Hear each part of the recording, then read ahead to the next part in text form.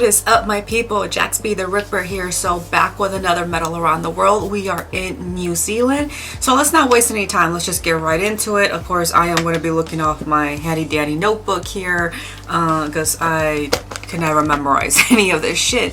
So anyway, so the one thing about New Zealand that a lot of people don't know about, well, it's kind of something common all over the place, is okay, so they have like their own indigenous people, and they're the Maori people. I hope I'm saying that. I think it was Moiti.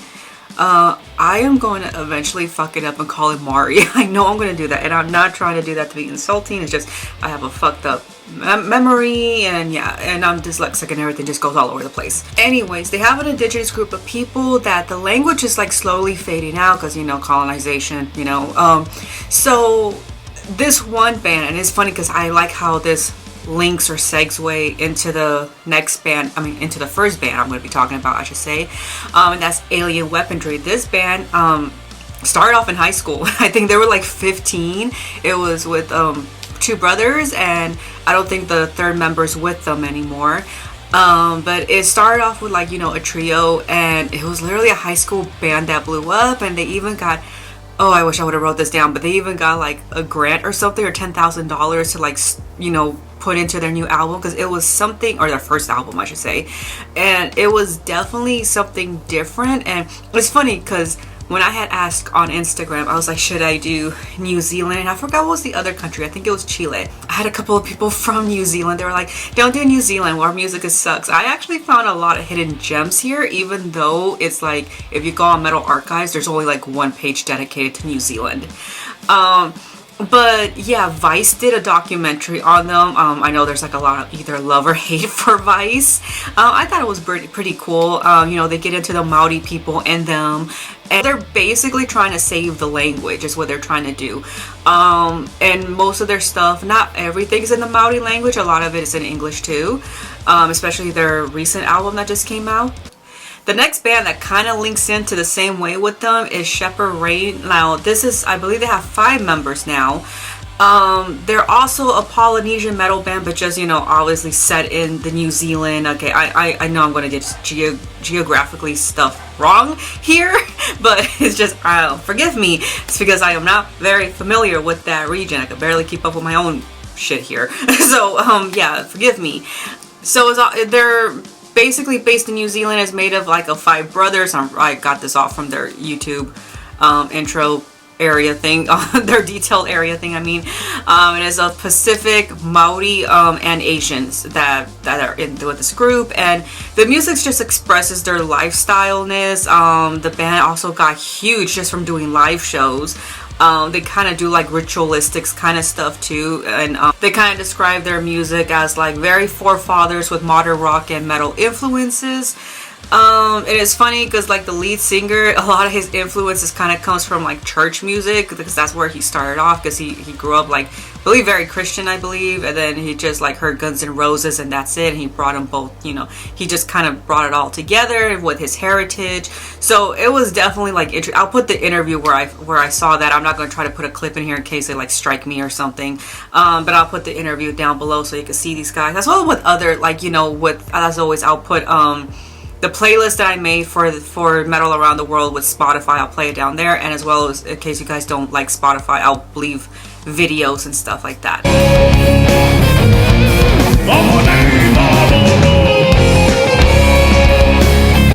Devil's Skin. So this is like a 4-piece alternative metal band. They are already like a double platinum selling with their latest debut album, We Rise, and we're #1 on New Zealand's national charts. So they kind of give me, like, I guess the best way I could say this, like Hailstorm, a little bit of Black Metal Society, and maybe like Forest Rangers and White Buffalo kind of vibe, like sprinkled onto there. I don't want to say they're exactly like White Buffalo and the Forest Rangers and all that, like it's a bit of a sprinkle, but yeah, I totally dig it. It's like, I'm not really into like the alternative stuff, even if it is metal, but this was like very good to listen to. I do recommend, I can see why they're like one of the popular ones from New Zealand. So definitely give this band a shot. The next one a lot of you might not want to give a shot just because of what I'm about to explain. So the next band is Enoch. So just to let you know, at least from what I was reading from like their YouTube bio, that's what I probably should have said in Shepard's Reign instead of the description part. But they're very Christian metal, but it's kind of like that in your face Christian, like, you know, like he's the savior and all that. But the thing is, it's actually pretty good music. I mean, you know, if you could just, you know, especially if you hate stuff that's being shoved down your throat, if you could just kind of like look over that, it's kind of really good. So it's like, it's funny because they said they're groove metal, but yet it's like, you could tell like the melodic death metal in it, and then like kind of like gothic-y tones in it too. And so it's like, yeah, I can see, I mean, yeah, I can see the groove in there too, but there's like more into it. Sometimes you'll hear symphonic in there too. So it is like kind of very dark, heavy tone style of it too. So you're not going to think like this is a Christian band, but then once you like look into them more, you're like, oh, okay. And then with the name like Enoch too, so...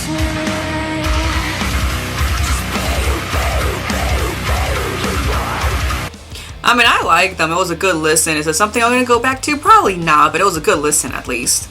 Okay, Dawn of Zazo. So not much info I found on this band.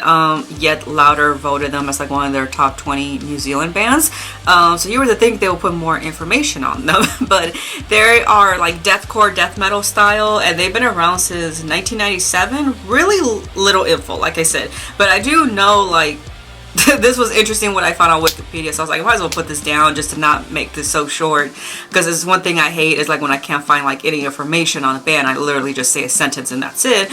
But I think the name is Rigel. I might be saying it wrong. Rigel Wash was just the lead singer of the band. I guess he got questioned by the police, especially because I believe he was a police officer that raised some questions about like the violent lyrics in his music, so he did get in trouble by that, but nothing was, you know, like done about it. But he was questioned about that, so I thought that was kind of funny that that's the only thing I found really on it. But you know, Dawn of Zazo is, like I said, is like death metal, deathcore, kind of like very modern death metal basically.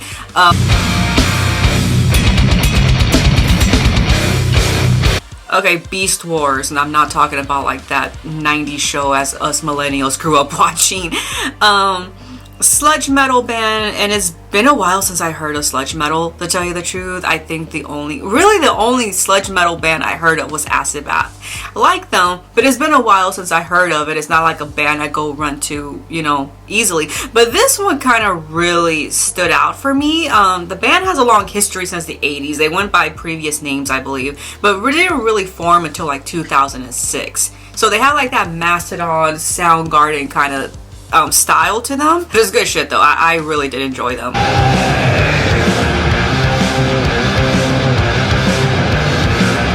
Blood of the Moon. Why couldn't they just call it Blood Moon? Like Blood Moon. I was like, really? So this is a black metal band. Unfortunately, I only have like one sentence for this, but they split up, so that's too bad because I actually kind of like the Devour of Flesh. But you know, there are some physical stuff out there if you want. I believe they did like a few compilations with this track, I mean. So yeah, that's all I can say. But it's like chaotic vocals, and it's on heathenism and war, so that's cool. It's too bad they just only have like very few demos out there and EPs.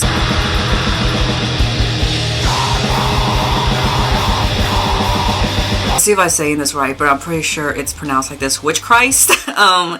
Yeah, that's some dark shit right there. It's basically like so I was listening to Curses of Annihilation.